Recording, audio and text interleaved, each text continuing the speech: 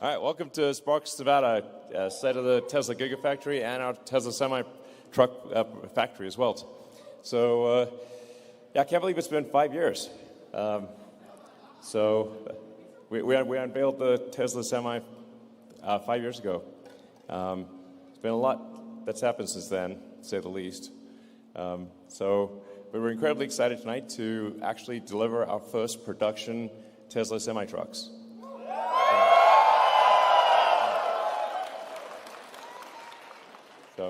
And it's right next door to the Giga Nevada, our Gigafactory here, which produces the most number of battery cells in North America.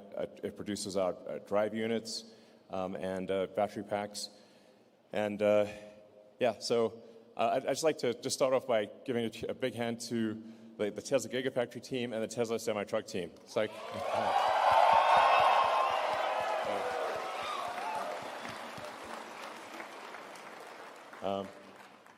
I think you've had a chance to tour the production line, so cool, right? Yeah, we're looking forward to actually delivering our first production trucks to PepsiCo. So this is going to be fantastic. Yeah, and also a huge thank you to all of our other customers. I mean, a lot's happened in the last 5 years.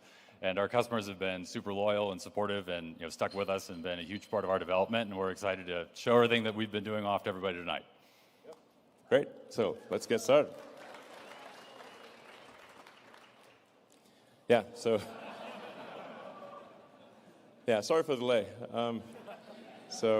It's been like sheer amount of drama between this last 5 years ago and now is insane. A lot has happened in the world, but here we are, and it's real. So,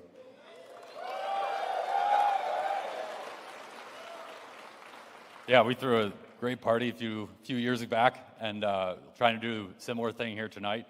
And Tesla's been growing like crazy. I mean, everybody here has been contributing towards the growth and unveiling awesome products and really scaling us to the point that now we can actually work on semi, and we're really excited to do that. But we've been working a little bit on the background, close to the chest, right level of priority, but made a lot of progress, incorporated a lot of things that we're going to talk about. And at the end of the day, we have not wavered from our mission to build the most compelling, greatest Class 8 truck in history. So we're going to keep putting our foot forward to do that. And yeah, it's pretty awesome.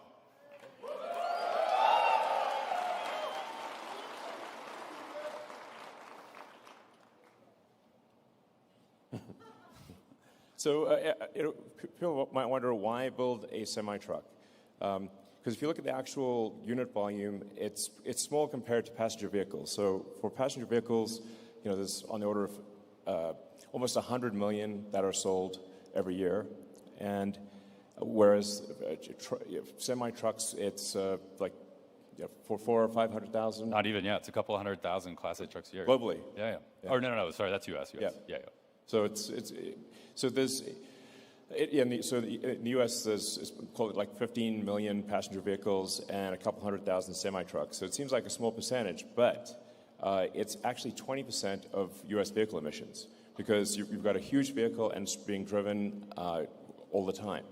So when you factor in the number of hours driven and the weight that it's carrying, it's actually, although it's only 1% of vehicle production, it's 20% of vehicle emissions.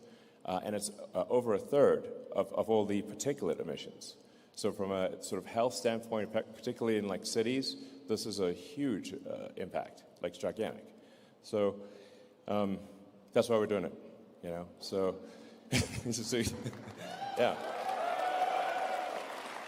Yeah, this is really core to our mission. And to Elon's point, there's a lot of heavy trucks that are deployed in dense urban areas. And so the communities that are around freeways, a lot of where these trucks are domiciled, are going to really benefit, particularly from the particulate emissions reductions, and then just trying to reduce emissions globally. Every truck that we put on the road that replaces a diesel truck is a huge amount of leverage. And so that is why we're doing this, and makes a huge difference towards driving us towards our total mission of sustainable energy and transportation.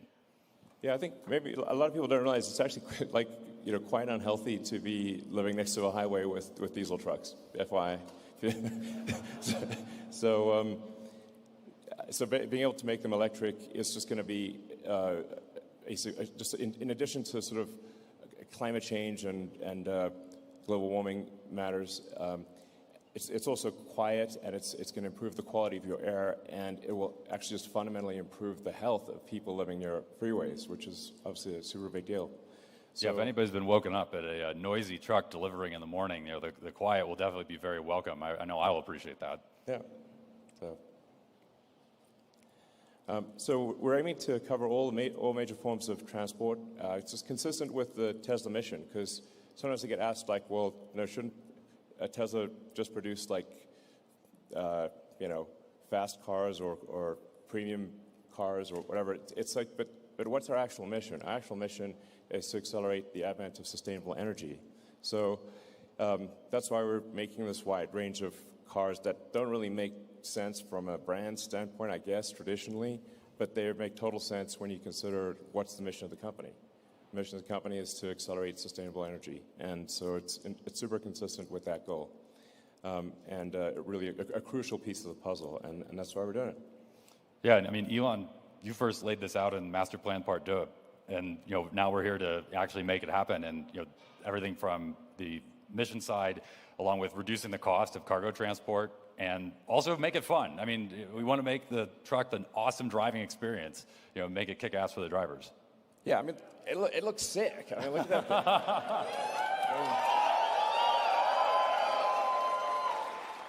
I mean, you want to drive that.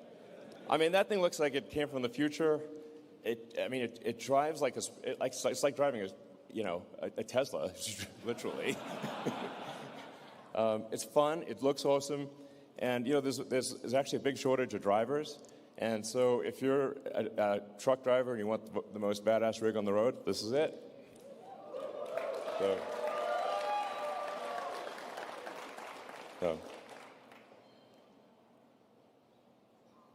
Yeah, that's it. It's a beast. At Tesla we don't make slow cars. We don't make this thing has crazy power relative to a diesel truck. I mean, actually, especially if you're not towing anything, you could zip around like it looks crazy. Basically, it looks like an elephant moving like a cheetah. It doesn't look right, frankly. But this is not sluggish in the least. It's fast. It's fast to accelerate. It's fast to brake. It's really a step change improvement in what it's like to drive a semi-truck. Yeah, when we've got three times the power. 3 times the power than any diesel truck on the road right now. So you got all the work, all the power you need to get the job done. But the other reason that it's a beast is because it's also efficient. And you can go 500 miles on a single charge on one of these things. So it's the mix of those two that this is why this is a game changer. And what's awesome is both of those are enabled by our new 1,000-volt powertrain, which is the first vehicle that we're doing with that. And don't worry, there'll be some more vehicles coming with that. But this is going to be a game changer because of all the awesome innovations that have happened, behind the scenes and under the hood, so to speak. Cool. Yeah. So we're obviously leveraging a ton of stuff that we've already done. So we've got it's now probably 51 billion miles driven. I don't know. There's more every day. So we're using our existing drive units, power electronics, infotainment, our super efficient heat pump, HVAC system, and state-of-the-art inverters. So we're able to leverage the existing powertrain and elements that are already made at volume in order to achieve extreme efficiency of cost and capability. So. Yeah, and it also means we get to leverage all the reliability that the active car fleet is doing. So we're accumulating all these miles, getting a ton of demonstrated learnings into the field, and we're going to go and put all these trucks into the world and get a lot of learnings as well, but we're coming off of a great launching pad with everything that's done in the rest of our products already. And it's also enabled because Tesla's got this full vertical integration on the software and the hardware side. So the teams that are working together to put all that together into one package, this is a huge win for all of our products, but particularly Semi. Lots of hardcore testing. So, I mean, one of the things about a commercial truck is that the reliability has to be extremely high. So it's got to be running continuously, can't break down. It's got to handle every kind of weather. uptime is super important for any kind of semi-truck. So we've tested durability in every kind of weather, every kind of environment. I mean, you could, yeah. Yeah, I mean, so even just, we've driven Donner, we'll talk a little bit more about that in a moment, but we've been through hot, cold, snow, rain. We've been putting this thing through all its paces in the lab as well as in the real world. You know, the simulation team has been doing an incredible job of being able to scale all of that, you know, in the virtual side. And the other thing is that we're going to take these and we're going to put our money where our mouth is. And we're going to put these on into our own fleet, into our own supply chain, and we're going to use this to transport goods between our factories and our suppliers, because we believe in it, not just from a mission perspective and a cost perspective, but because we want to close that feedback loop. We got to get that learning as fast as we can. We want it straight from the drivers, we want it straight from the service techs that are working on it. We're going to take all that data that's coming in and continue to refine the product and make it better, just like we do on the car side. Yeah, exactly. So to be clear, like these semi-trucks are running 24/7 between Sparks, technically in Sparks, not Reno, but most people will think of it as Reno Sparks, and Tahoe. And yeah, this is technically called the Tahoe Reno Industrial Complex, or TRIC.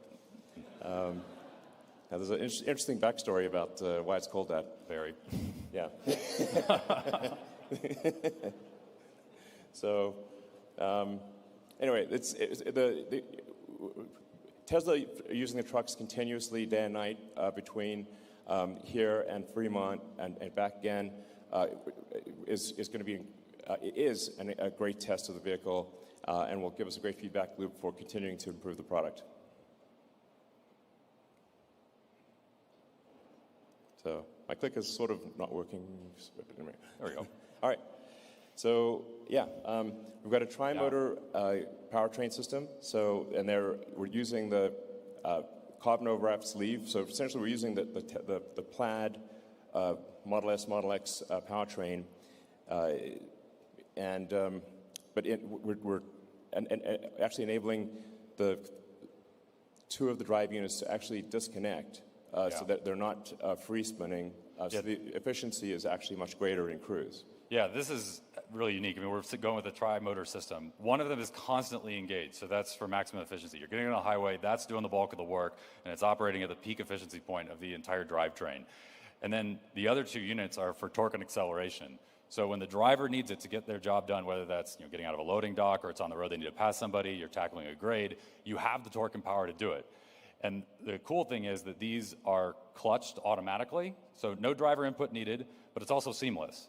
So the highway efficiency unit is cruising along doing its thing, and if the driver puts their foot to the floor, the torque unit spin up, clutch engages, and takes over, and it does all of that before we've maxed out the torque on the efficiency unit, so it's completely smooth. There's no turbo lag or jerkiness or anything like that. No driver input needed. It's smooth, both in terms of acceleration and deceleration for regen. It's really cool happening all behind the scenes. Yeah, I mean, what I find actually really wild about this is that you can have a truck which is 82,000 pounds. And by the way, the reason we can actually do 82,000 pounds is that there's a 2,000 pound extra that's allowed by law for electric trucks. So you get a little bit of a advantage on the weight side. But you can basically pull 82,000 pounds at cruise using, and the only thing that's doing that is a tiny little motor on one axle. Oh, that big? About football size, maybe? Yeah, you can carry it. Yeah. It's like a, melon, you can check it in your luggage. Good luck doing that with a diesel engine. And one of those is more powerful than a diesel. Yeah. Yeah, just that one little guy is more powerful than a regular diesel engine on a semi-truck. But I find it amazing that this enormous thing can be pulled by something that you could carry in your hands. It's like, wow, that's power density. Yep. Yeah. So yeah, and then in terms of, we're putting this to use in the real world. Yeah.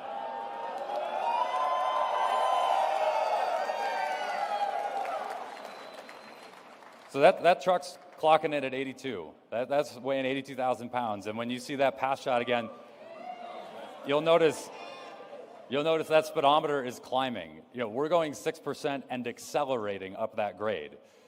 Yeah. This is where it comes in. Yeah, it's really it's like driving a normal car, not like driving a truck. It's just that you're moving 82,000 pounds. Yeah. Yeah. So any highway grade you come across, you can tackle at speed. Yeah. There's no compromise. No slowdown. Nope. And the other beauty is that you've got all this power going up, but you also have it going down. And what that means is you've got regenerative braking. So rather than using a Jake brake or engine braking like a diesel truck does, where you have to worry about hitting your shifts. If you miss a gear, you're onto your brakes and potentially in a runaway situation. You don't have to worry about any of that. There's no shifting, no nothing. And so the regen recaptures all that energy as you're going down these grades. But on top of it, it also is a safer system for not just the driver, but everybody on the road, because there's no gear to miss. Yeah. I mean, it's worth reemphasizing that point. Because it's an electric drivetrain, when it goes downhill, or when you slow down, it recaptures the energy of motion or the energy of height. The potential and kinetic energy are largely recaptured, whereas for a diesel truck, that's not possible. You can't just create diesel. So you just end up heating brakes. And then your brakes overheat, and you can't use them, and then it's pretty dangerous because the brakes stop working. Yeah, that's why you have runaway truck ramps. Yeah. Yeah. And it's funny because, if for any of you that have ever driven I-80 and driven Donner, there's a mandatory brake check stop for trucks down by Emigrant Gap.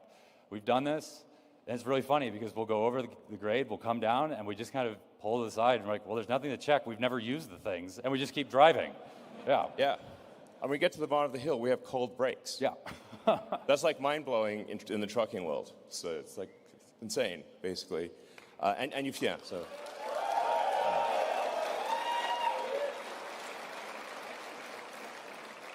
So it's really worth emphasizing that. That's a significant safety improvement for the truck driver and for other people on the road. We also have excellent traction control because the precision of an electric motor is vastly better than a diesel engine. It's sort of got like I'm trying to think of the right analogy here, but like it's got the precision of like a laser printer. It's not great. It's like really precise. That's what I'm saying. And the reaction is so it's like you don't have to worry about traction control is awesome. It's automatically stopping the truck from jackknifing. It's doing all this safety stuff in the background that just isn't possible with regular diesel trucks. It's a step change in technology in so many ways. Yeah, and the tight integration with the software team that we have here really makes that happen because it means that we can take all that, the precision, and actually put it to use. It's not some tie-in of some third-party powertrain. No, this is all in-house. As we do this really neat chassis control work at the brake level, the traction control level, we integrate with our total stability control system and make sure that the driver has a lot of confidence, but also has everything they need to stay on the road. It's a really nice, neat integrated package overall in terms of software and control, and it's totally seamless to the driver, and it'll be a game changer in terms of safety. Yeah.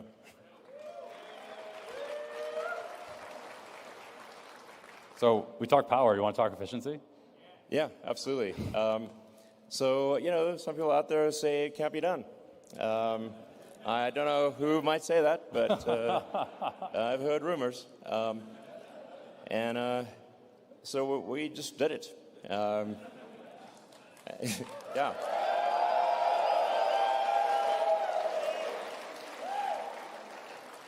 And we're going to post the whole video unedited on YouTube.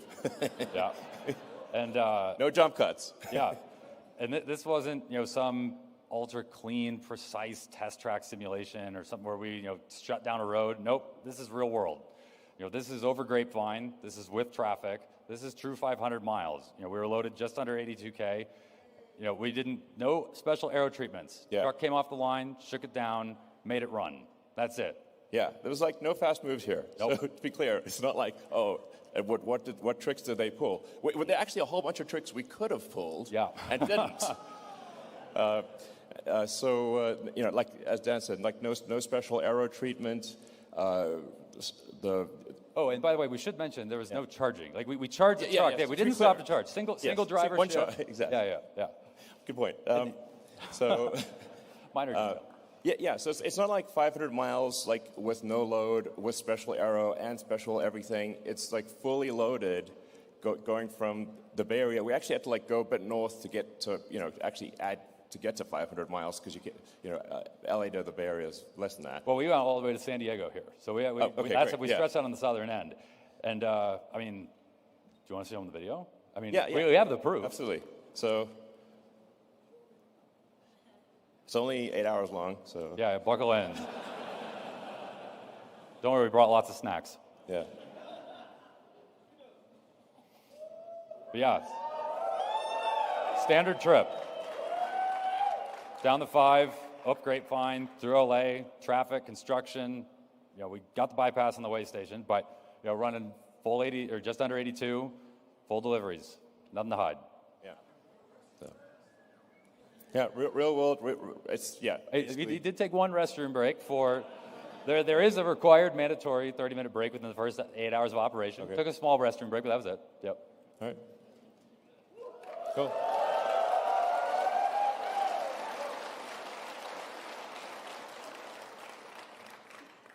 So aerodynamic efficiency obviously matters a lot. You can see it's shaped like a bullet. It's really aerodynamic, and that helps a lot. As we get less than 2 kilowatt hours. 2 kilowatt hours a mile. Yep. So. And that's the name of the game. Is efficiency there. Yep. Yep. So. Yeah. I mean, it's really efficient in every way, and. I mean, the team's done a lot of awesome work. I mean, we went into the wind tunnel with this really cool model, rolling road, the whole 9 yards, and pulled in a lot of learnings and all of our features from the car side that give us such great real-world efficiency there, and really want to make sure that the truck and the trailer have to work together. This is a combination. This is not just the truck. If you optimize one, you actually might disrupt the whole combination. And so we spent a lot of time, both virtually, but also in the wind tunnel to make this happen, and really some next level engineering of everything they had to do there. And it means that we've got a really efficient truck. Yeah.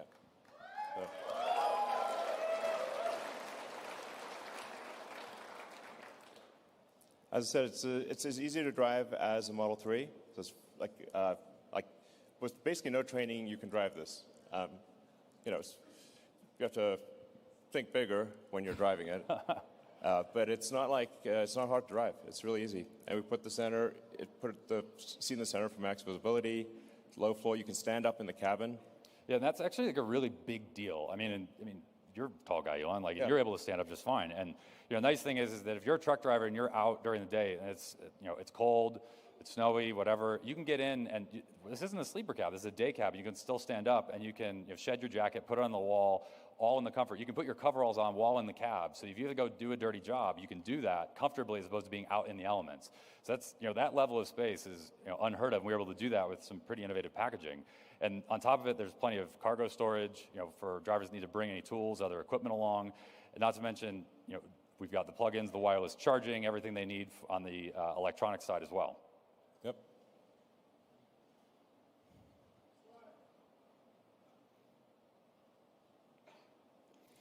Yeah, so I've got efficiency in every aspect of the vehicle. I've got one-touch suspension dump, so it's very easy to attach to the trailer.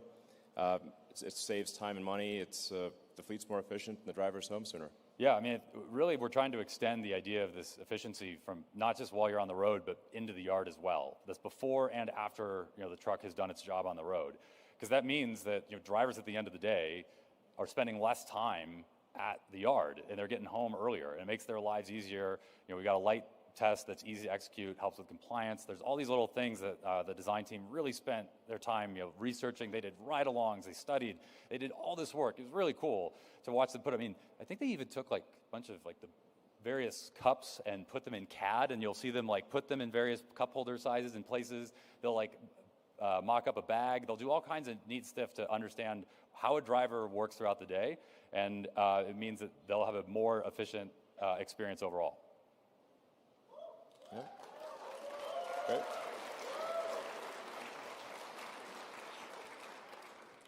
Obviously, to charge a truck like this quickly, you need a high-power charger. So we developed a megawatt class charger, as it's capable of charging at a megawatt to DC. Yeah. And it's our next generation immersive cooling, so it's liquid cooled, so you don't need a gigantic elephant trunk of a cable. You can actually have a small cable, and that cable delivers a megawatt. Yeah, with 3x the current density. I mean, this is really cool stuff. I mean, you're actually immersing the conductor in the coolant, this water-based coolant that we have, and we're then doing some really neat isolation monitoring on the back end to ensure that it's safe in delivering that it needs to. But it means that we can really shove a lot of current in a very, very small place. So, for those that have worked and charged their cars on a V3 supercharger, and the cable is nice and maneuverable, it's the same thing here, but now we're just shoving a megawatt through it instead. So, this is key for high power applications like semi. But you want to tell them, or do you want me to tell them? Yeah, I mean, it's going to be used for Cybertruck too. Yeah. So this is coming to our superchargers next year. Yeah. Yeah.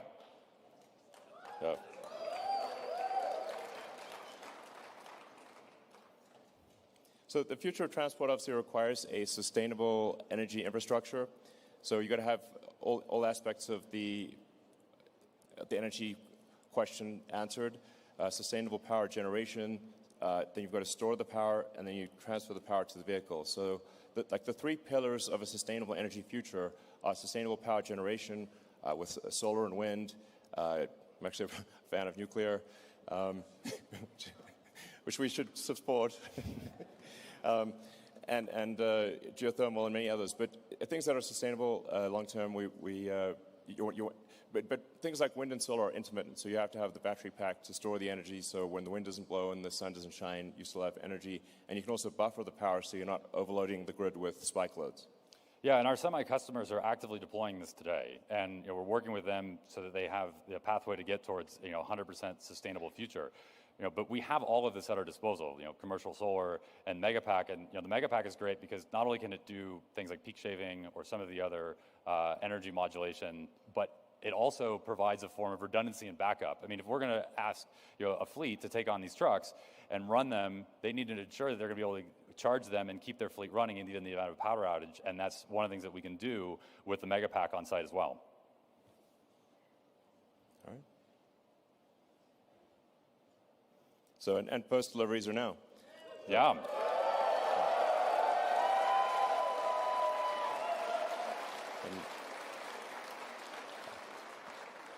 So we'd just like to thank PepsiCo. They've been a great partner. Hey, guys. Hey, how's it going? Thank you. Hey, how's it going? So yeah, we completed our first cargo run with a very enormous amount of Frito-Lays, which I'm sure we have a lot of them here. Yeah.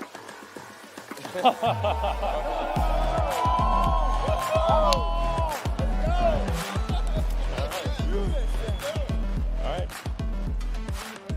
And yesterday, we were actually able to complete our first delivery, compliments of Frito-Lay. We took a truck down to their Modesto factory from here, and one of their drivers, we delivered the truck, they took it over, and they brought back a load of snacks for everybody here to enjoy tonight. Yep. So, big thanks to Kirk and Steven. Yeah. Do you guys want to say anything? Yes. Okay. All right. Look, nothing like this happens without amazing people. And so I just want to thank the people that spent countless hours to make this a reality. That's it. The people. That's it. I just want to echo, I know a lot of work went into it, and this is fantastic. We're thrilled about the delivery today, so thank you. Yeah, thanks for letting us be a part of this. Thank you so much. Appreciate you. Thank you. Yeah, thank you, Dan. Thank you so much. Yeah. All right. All right. So, thank you all. Thank you all for coming. It's been a long journey, a long 5 years, but this is going to really revolutionize the roads, and I think make the world a better place in a meaningful way. So, thank you for your support through all the years.